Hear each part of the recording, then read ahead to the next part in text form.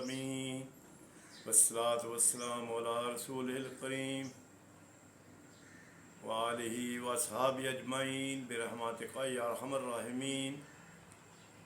अम्मा बाद अऊज़ु बिल्लाहि मिनश शैतानिर रजीम बिस्मिल्लाहिर रहमानिर रहीम। प्यारे भाइयों और प्यारी बहनों और बच्चों, अस्सलामु अलैकुम व रहमतुल्लाहि व बरकातुहू। फिर हाज़िर हूँ आपकी खिदमत में नबी अकरम सल्लल्लाहु अलैहि वसल्लम की सीरत मुबारका को लेकर। तो यहाँ पिछली व्लॉग में हमने छोड़ा था कि नबी अकरम सल्लल्लाहु अलैहि वसल्लम जब ताइफ तशरीफ़ लेके गए, वहाँ से वापस आए तो मक्का में दाखिल होना बहुत मुश्किल था, क्योंकि वहाँ पे नबी अकरम सल्लल्लाहु अलैहि वसल्लम के कत्ल के मंसूबे बन रहे थे। तो फिर वहाँ पे नबी अकरम सल्लल्लाहु अलैहि वसल्लम ने मक्का के करीब आकर एक जगह पर मतलब छुप कर बैठे रहे, और वहाँ से एक मतम बिन अदी था, एक सरदार, उसको पैगाम भेजा कि तुम मुझे अपनी पनाह में ले लो और अपनी पनाह में लेकर मुझे मक्का में दाखिल करो, क्योंकि ख़तरा था कि कहीं कोई हमला ना कर दे, क्योंकि हज़रत अबू तालिब फौत हो चुके थे और कबीले के वो सरदार थे, जिसकी वजह से डर था उनको कुफ़ार को कि अगर हम नबी वसल्लम पर हमला करेंगे तो शायद कबीले की जंग छिड़ जाए। वो ख़तरा उनका टल गया तो उनकी ज़रूरत ज़्यादा हो गई, ज़रा बदमाशी करने ज़्यादा लगे, तो कत्ल के मंसूबे बनाने लग गए। तो इसीलिए नबी वसल्लम ताइफ तशरीफ़ लेके गए कि मक्का के सरदारों से बात करते हैं, शायद उनमें से कोई एग्री हो जाए, लेकिन उन्होंने भी इनकार किया और बल्कि नबी वसल्लम को खून खून कर दिया, पत्थर मार मार कर। और इतनी बुरी हालत में नबी वसल्लम वापस तशरीफ़ लाते हैं मक्का में। तो मक्का में दाखिल नहीं होते, दूर बैठ जाते हैं और वहाँ से मैसेज भेजते हैं मतम बिन अदी को। वो बहुत शरीफ नफ्स इंसान था, बहुत अच्छा आदमी था। वो ईमान नहीं लेके आया, लेकिन उस शख्स के हम मुसलमानों पर बहुत बड़ा एहसान है कि उसने हमारे नबी वसल्लम को अपना दी। जब नबी वसल्लम ने उसको अपना पैगाम भेजा तो उसने बोला कि ठीक है, आप आ जाओ, मैं आपको अपनी पनाह में लेता हूँ। तो नबी वसल्लम ने फरमाया कि ऐसे नहीं, तुम मुझे खुद आकर लेके जाओ। उसके नौजवान बेटे थे, 6 बेटे थे उसके नौजवान। उसने अपने बेटों को बुलाया, उनको बोला हथियार बंद हो जाओ, और उन्हें हथियार पहने और वो अपने 6 बेटों को लेकर नबी वसल्लम की खिदमत में हाज़िर हुआ और लेकर नबी वसल्लम को मक्का में दाखिल हो गया। तो इस तरह वो मक्का में नबी वसल्लम को लेके आ गए। जैसा कि मैंने पिछली व्लॉग में अर्ज़ किया था कि जब कोई नबी अपने रब को पुकारता है मदद के लिए, जैसा कि हज़रत नूह अलैहिस्सलाम ने पुकारा था, रब्बी अन्नी मग़लूबुन फ़ंतसिर, रब्बी अन्नी मग़लूबुन फ़ंतसिर, अल्लाह मेरी मदद फरमा, मैं हार गया हूँ इनसे। कितने 800 साल तकरीबन तबलीग करते रहे, और वो लोग कितने 80 लोग के तकरीबन 80 के करीब वो मोमिन मुसलमान बने, लेकिन बाकी सब उनके ख़िलाफ़ हो गए। तो अल्लाह ताला ने फिर अपने नबी की मदद की और उन्होंने एक किश्ती तैयार की और लेकर निकले उन 80 लोगों को। तो इसी तरह जब हमारे प्यारे महबूब सैयदना मुरसलीन ने पहाड़ी पर बैठ कर दुआ की कि अल्लाह मुझे किन के हवाले कर दिया, मेरे दुश्मनों के जो चाहे सलूक करे, तो अल्लाह ताला ने वो आवाज़ मेरे प्यारे महबूब की, सैयदुल मुरसलीन का, इमाम कायनात की, उस दुआ को कबूल फरमाया। और इस तरह ये सिलसिला शुरू होता है अल्लाह की मदद का।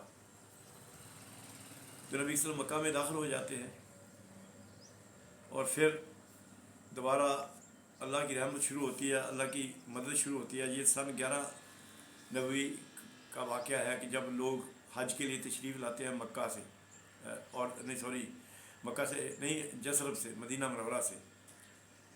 तो वहाँ पे यहूदियों के 3 कबीले थे जो आबाद थे मदीना मुनव्वरा में।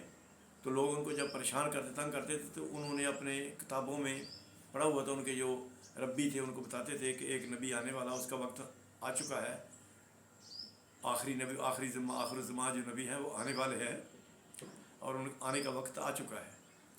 तो फिर वो उनको कहा करते थे मदीना वालों को कि तुम जो आज कल तुम हमें परेशान कर रहे हो, एक वक्त आने वाला, भी हमारे एक नबी आने वाले हैं और हम उनके साथ मिलकर फिर हम आपसे बदला लेंगे।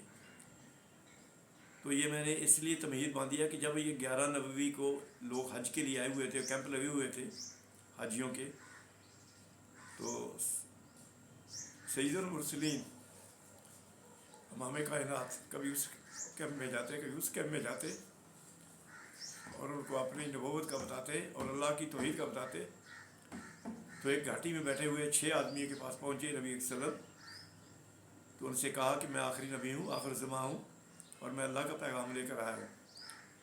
انہوں نے کن کھیوں سے ایک دوسرے کو دیکھا اور کہا کہ یار یہ لگتا تو وہی ہے جیسا یہ یہودی کہتے ہیں کہ آخری نبی آنے والے ہیں، اس سے پہلے کہ یہودی سبقت لے جائیں یا ہم سے پہلے وہ پہنچ جائے اسلام قبول کریں، ہمیں یہ پہل کرنی چاہیے۔ تو ان 6 لوگوں نے اسلام قبول کر لیا۔ تو انہوں نے جا کر مدینہ منورہ میں بتایا کہ اس طرح کر کے نبی آئے، تشریف لے آئے ہیں آخر زماں، اور وہ اپنا پیغام دے رہے ہیں۔ تو وہاں سے پھر بیت عقبہ اولیٰ ثانیہ شروع ہوتی ہے۔ اگلے سال وہاں سے کچھ لوگ آتے ہیں حج کرنے کے لیے، تقریباً 72 کے قریب بندے ہوتے ہیں، جن میں عورتیں اور مرد ہوتے ہیں 72 کے قریب۔ تو نبی صلی اللہ علیہ وسلم ان کو جب دین حق کا پیغام دیتے ہیں تو وہ اسلام قبول کر لیتے ہیں اور کہتے ہیں کہ یا رسول اللہ، ہمارے ساتھ کچھ ایسے آدمی کو، کچھ ایسے اشخاص کو بھیج دیجیے جو ہمیں قرآن پاک کی تعلیم دے اور ہمیں قرآن پاک سکھائے۔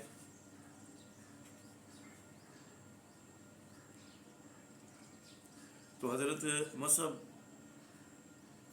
کو رب العالمین کے پیارے محبوب سیدنا مسلم امام کائنات ان کے ساتھ بھیج دیتے ہیں، اور وہ اتنے امیر تھے کہ ان کے شام سے ان کا جوڑا بن کر آتا تھا، وہ پہنتے تھے، اور عطر کی شیشیاں ڈھیل کر باہر نکلتے تھے، تو لوگ ان کو دیکھتے تھے، پوچھتے تھے دیکھو کون اتنی خوشبو لگا کے نکلتے، اتنے وہ امیرانہ زندگی گزار رہے تھے۔ تو پھر ان کو اللہ کے نبی نے ان مدینہ والوں کے ساتھ بھیج دیا تاکہ ان کو قرآن پڑھائیں۔ تو وہ ان کو جا کر پھر مدینہ میں قرآن وغیرہ سکھاتے تھے، پڑھاتے تھے، تو 1 سال تک وہ قرآن پڑھاتے رہے وہاں مدینہ منورہ میں۔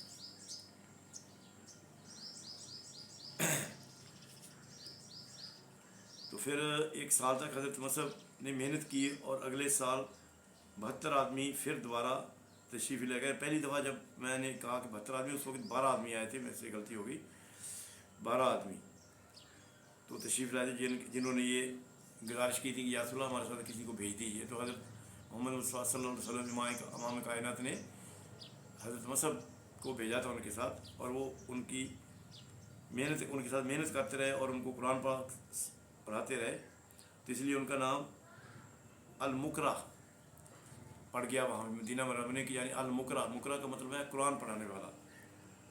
تو اس طرح اگلے سال پھر یہ محنت رنگ لائی، اور 72 مرد اور عورتیں نبی صلی اللہ علیہ وسلم کے پاس آئے اور بیعت کی۔ یہ 13 نبی کا واقعہ ہے۔ اس وقت جو کچھ قول و قرار ہوئے اس پر بعض کہنے والوں نے کہا کہ اے یثرب والوں، خوب سمجھ لو کہ تم جو کہہ رہے ہو، جو وعدہ کر رہے ہو نبی صلی اللہ علیہ وسلم سے، یہ سرخ آندیاں جو آتی ہیں جب انسان کے اوپر، تو جو پریشانیاں آتی ہیں، اتنا نقصان ہوتا ہے، تو اس کا حوالہ دیا انہوں نے کہ یہ سرخ آندیوں والا قصہ ہے آپ کے لیے ہوگا، یا اگر آپ محمد کو لے کر ساتھ جائیں گے، کیا تم ساتھ دو گے؟ تو انہوں نے کہا کہ ہاں، ہم نبی اکرم صلی اللہ علیہ وسلم کا ساتھ دیں گے، اور فرمایا کہ یا رسول اللہ آپ ہمارے ساتھ چلیں، ہم وہاں آپ کی اس طرح حفاظت کریں گے جس طرح ہم اپنے اہل خانہ کرتے ہیں، بچوں کی کرتے ہیں، ہم کبھی بھی آپ سے پیچھے نہیں ہٹیں گے، آپ ہمارے ساتھ چلے۔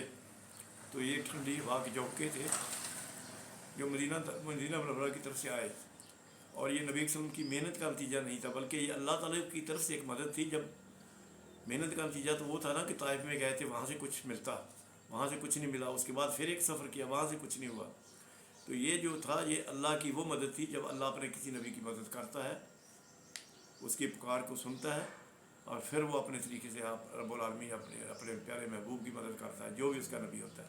تو وہی جو کچھ ہوا وہ اللہ کی رحمت، جب شامل حال ہوئی، اللہ نے مدد فرمائی، تو آٹومیٹکلی اللہ تعالیٰ نے وہ ثواب بنا دیے۔ پہلے 6 آدمی، اس کے بعد دوسرے سال 12 آدمی، اور پھر جب حضرت مصعب کو بھیجا تو پھر اس کے بعد 72 آدمی اور مرد عورتیں آئے، وہ انہوں نے کی، اور یہ اسلام کی کامیابی کی پہلی سیڑھی تھی جو نبی اکرم صلی اللہ علیہ وسلم کو میسر آئی۔ تو یہیں سے پھر اسلام کی بلندیوں کا سفر شروع ہوتا ہے۔ چلو آج یہیں پہ ختم کرتے ہیں انشاءاللہ، اگلے ولاگ میں پھر انشاءاللہ اس کے بعد کے واقعات بیان کروں گا۔ تو السلام علیکم ورحمۃ اللہ وبرکاتہ. اللہم صلی علی سیدنا محمد وعلی آل محمد کما صلیت علی ابراہیم وعلی آل ابراہیم انک حمید مجید. اللہم بارک علی محمد وعلی آل محمد کما بارکت علی ابراہیم وعلی آل ابراہیم انک حمید مجید.